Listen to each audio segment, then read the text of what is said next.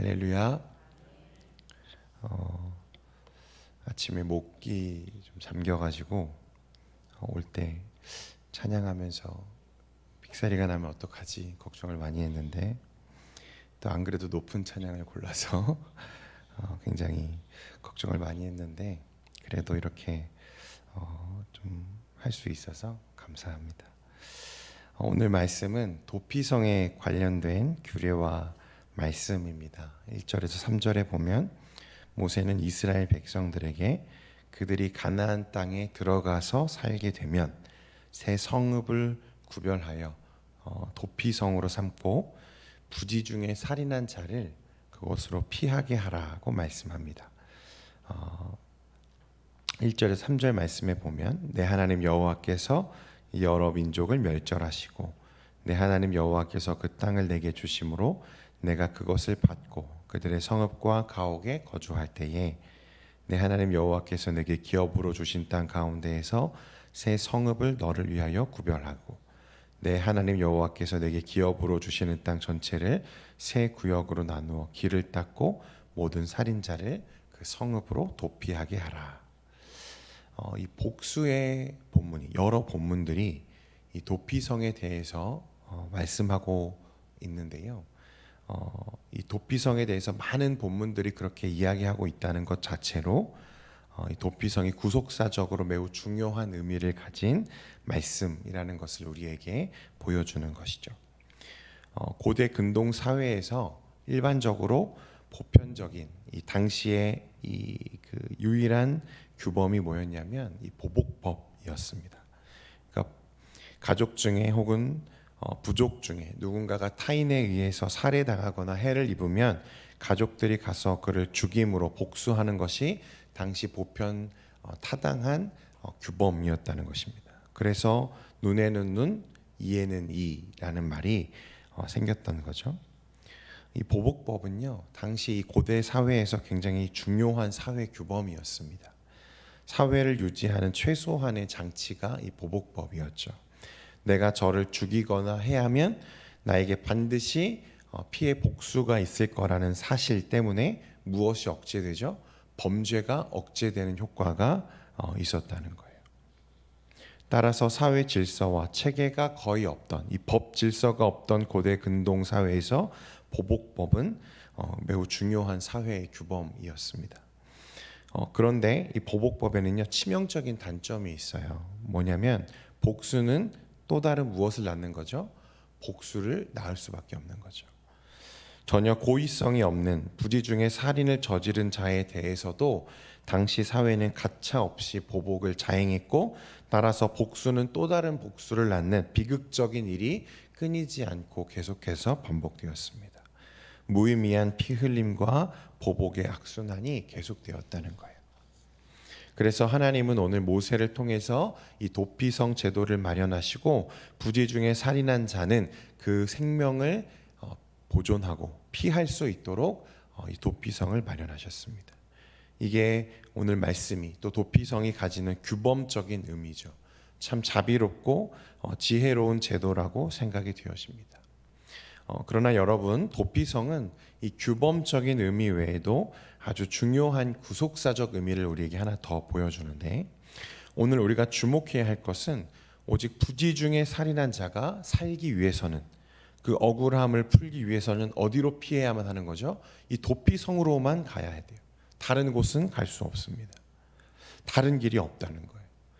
도피성 제도는 불가항력적인 죄와 또한 허물로 죽었던 우리 모든 인생들에게 하나님이 열어놓으신 무엇이죠? 유일한 도피성. 이곳으로 피하면 억울한 죽음과 무의미한 피를 흘리지 않을 수 있는 우리의 유일한 피난처이신 누구를 예표하는 예수 그리스도를 예표하는 이 구속사적인 장치였습니다. 인간적인 생각으로는 피해 복수자가 찾아오기 어려운 깊은 산속이나 아니면 먼 나라에 가면 되지 않을까, 그러면 안전하지 않을까 생각하겠지만 그런 곳에 피하면 사실상 그는 평생 무엇으로 살아야 합니까? 도망자로 살아야만 하죠. 살인자로서 그는 언제 복수의 칼이 나를 찾아올지 알 수 없는 두려운 날들을 지내야만 하는 거죠. 그러나 오직 도피성으로 피하면 모든 두려움과 불안으로부터 어떻게 할 수 있는 거죠? 자유로울 수 있고 그 무거운 짐을 내려놓을 수 있는 것입니다. 오늘날 우리를 죄에서 구원하시며 그 모든 결박에서 우리를 자유하게 하시는 예수 그리스도는 그러니까 우리 모든 인생들의 무엇이죠? 도피성인 것입니다. 여러분, 도피성은 부지 중에 살인한 자들의 도피처였지만 예수 그리스도는 그 어떤 죄인이라도 아무리 큰 죄라도 예수 그리스도를 온전히 의존하며 그를 바라보기로 결단한 돌아선 모든 죄인들의 도피성이십니다. 그리스도께 가면 모든 죄의 문제가 해결된다는 거예요. 믿으십니까? 여러분, 그러니까 누구에게 피해야 돼요? 예수 그리스도께 피해야 되는 것입니다.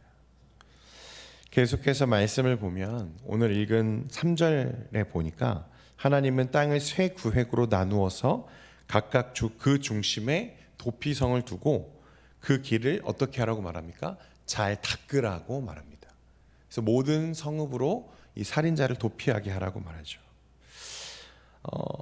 이것은요, 여러분, 도피성에 이르는 길을 되도록 단축하고 또 빠르게 함으로써 그 피신해야 할 사람이 신속하게 피할 수 있도록, 그래서 따라오는 자를 또 보복을 위해 그를 붙잡으려고 쫓아오는 자를 신속하게 피할 수 있도록 하시는 배려이자 안전한 장치였습니다.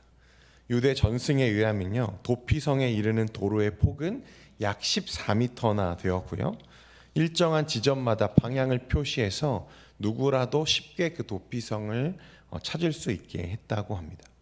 다른 길과 헷갈려서 길을 잘못 들거나 또 엉뚱한 곳에 가게 될 염려가 전혀 없었다는 말이죠.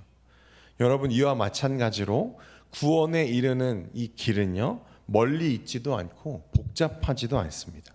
많은 사람들은 이 생명에 이르는 진리의 길이 멀리 있고 또 복잡한 길처럼 여기지만, 그래서 고행을 통해서 선한 행실을 통해서 또 어떤 사람들은 수련과 명상을 통해서 이것을 얻으려고 하고 또 그렇게 자신을 고통스럽게 하는 방법들로 그런 길을 찾아 나서지만, 또 어떤 이들은 금욕함으로 또 어떤 이들은 종교로서 그 구원을 이룰 수 있다고 믿고 그렇게 그 길을 가지만, 여러분, 그런 곳에 이 생명이 있지 않은 거죠. 종교개혁자 루터도 자신의 죄의 문제를 해결하려고 얼마나 많은 고행을 참아왔는지 모릅니다. 그는 무릎으로 피나도록, 그 무릎에 피가 나도록 계단을 오르락 내리락 하면서 자신의 죄를 회개하고 또 회개하죠. 고통스러운 날들이었다고 그는 회고합니다. 여러분, 그러나 우리를 구원으로 이끄는 길은 멀지도 않고 복잡하지도 않습니다. 오직 자신을 길이요 진리요 생명으로 계시하시는 우리 예수 그리스도께 어떻게 하기만 하면 되죠? 가기만 하면 되는 거죠. 우리 주님은 자신에 대해서 마태복음 11장 28절에서 30절 말씀에 이렇게 말씀하셨습니다. 같이 읽겠습니다. 시작. 수고하고 무거운 짐진 자들아 다 내게로 오라. 내가 너희를 쉬게 하리라. 마음이 온유하고 겸손하니 나의 멍에를 메고 내게 배우라. 그리하면 너희 마음이 쉼을 얻으리니 이 내 멍에는 쉽고 내 짐은 가벼움이니라. 내 멍에는 어떻다고요? 쉽고 내 짐은 가벼움이라. 예수 그리스도, 그분을 믿음으로 바라보며 내 구주로 받아들이면 됩니다. 온갖 율법과 그런 행위들은 전혀 필요하지 않습니다. 오직 믿음이면 충분한 거죠. 오직 예수님을 믿고 예수님을 나의 주인으로 받아들이는 것입니다. 부지 중에 살인한 자가 그렇게 잘 닦여진 길로 빠르게 도망쳐서 도피성을 가리키는 표지판을 바라보고 나아가기만 하면 되었듯이 오직 예수님을 믿는 믿음을 가지고 나아가면 구원받습니다. 다른 길, 다른 방법은 단언코 없는 거죠. 성도 여러분, 세상에는 우리에게 구원을 줄 수 있는 도피성처럼 보이는 것들이 참으로 많습니다. 세상의 모든 종교나 철학들, 돈과 도덕, 이데올로기 같은 것들은 우리에게 구원을 줄 수 있는 것처럼 우리를 유혹합니다. 특히 오늘날 돈과 물질, 여러분 이것이 얼마나 큰 힘이 있고 강력한 것들입니까? 돈이면 무엇이든지 다 될 것 같은 생각이 들고, 돈이 있으면 내가 안전할 것 같고, 그 돈이면 내 안에 모든 일들을 이루어 줄 수 있을 것 같은 착각이 들게 합니다. 그러나 여러분, 이런 것들은 우리에게 일시적인 만족이 될 수는 있어도 영원한 만족과 평안, 영원한 생명을 가져다 주지는 못하는 거죠. 오히려 그것들을 의지하는 사람들에게 더 큰 허무감만 줄 뿐입니다. 우리의 진정한 도피성은 오직 예수 그리스도 뿐이십니다. 오직 예수만이 우리에게 구원을 줄 수 있고 참된 평화와 안식과 또 만족을 줄 수 있습니다. 그러므로 예수님을 더욱 의지하고 항상 그분 안에 머물러 있기를 힘쓰는 저와 여러분 되기를 원합니다. 마지막으로 오늘 본문 11절에서 13절 말씀에 보면요, 부지 중에 살인한 자가 아니라 고의로 의도를 가지고 살인한 자가 도피성으로 피신할 경우에 그 성읍 장로들은 그를 잡아서 복수자의 손에 넘겨 죽이라고, 그를 죽게 하라고 하나님 말씀하십니다. 11절에서 13절 우리 스크린 보시고 같이 한번 읽겠습니다. 시작. 그러나 만일 어떤 사람이 그의 이웃을 미워하여 엎드려 그를 기다리다가 일어나 상처를 입혀 죽게 하고 이 한 성읍으로 도피하면 그 본 성읍 장로들이 그 사람을 보내어 그를 거기서 잡아다가 보복자의 손에 넘겨 죽이게 할 것이라. 내 눈이 그를 긍휼히 여기지 말고 무죄한 피를 흘린 죄를 이스라엘에서 제하라. 그리하면 내게. 여러분, 도피성은요, 누구라도 쉽게 찾을 수 있고 누구라도 그 성에 갈 수 있게 큰 길을 닦아 놓았지만 모든 사람을 구원해 주지는 않았습니다. 그 성에서 쉼을 얻고 새로운 희망을 찾을 수 있었던 것은 오직 부지 중에 의도치 않게 사고로 남을 죽게 한 사람들과 억울한 누명을 쓰게 된 사람들 뿐이었습니다. 도피성은 그들에게 새로운 삶을 제공하고 다시 명예를 되찾을 수 있는 기회를 제공했습니다. 그러나 도피성이 고의성이 있는, 의도를 가지고 남을 죽인 이 범죄자들까지 구원하지는 않았다는 거예요. 도피성은 분명 범죄자들의 도피처가 아니었습니다. 그들은 도피성으로 피하고 무엇을 받아야죠? 이 성읍에서 재판을 받아야 했습니다. 그가 저지른 이 일이 고의성이 있는지 없는지, 그가 정말 의도치 않게 남을 죽인 건지 아니면 의도를 가지고 남을 해한 것인지를 판단하는 재판을 받아야 했고, 그 재판에 따라서 그는 그 도피성에 피할 수도 있고 또 그 도피성 밖으로 쫓겨날 수도 있었습니다. 여러분, 마찬가지로 우리 예수 그리스도의 복음은요, 모든 사람에게 동일하게 열려 있습니다. 그러나 우리가 그 복음으로 인해서 모두가 구원받지는 않는다는 거예요. 그리스도의 십자가는 모든 죄를 사하고도 남을 만큼 충분한 효력이 있지만, 그러나 그 구속의 은혜는 오직 하나님이 예정 가운데 부르신 그 백성들에게만 효력 있게 적용되는 것입니다. 그러므로 주 안에 사랑하는 성도 여러분, 히브리서 기자가 우리에게 말하는 것처럼 믿음의 주요 온전하게 하시는 우리 주 예수 그리스도를 늘 믿음으로 바라보는 저와 여러분 되기를 축원합니다. 오늘도 우리의 도피성이신 주님 앞에 달려가서 우리의 모든 짐을 내려놓고 오직 주님께 피하는 저와 여러분 되기를 소원합니다. 기도하겠습니다. 거룩하신 하나님 아버지, 오늘도 우리의 피할 도피성이시오 또 산성이시오 요새이신 예수 그리스도를 의지하고 또 묵상합니다.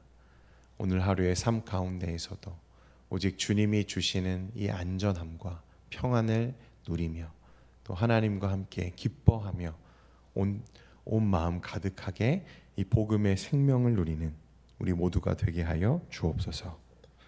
우리의 연약함과 질고를 주님 아십니다. 우리가 그 모든 짐을 가지고 주님께 나아가오니 이 짐을 내려놓게 하시고 하나님 그 주시는 평안이 오늘 우리의 삶을 주장할 수 있도록 인도하여 주옵소서. 우리가 기도할 때 우리의 기도에 응답하시고 주님 속히 이루어 주옵소서. 예수님의 이름으로 기도합니다. 아멘.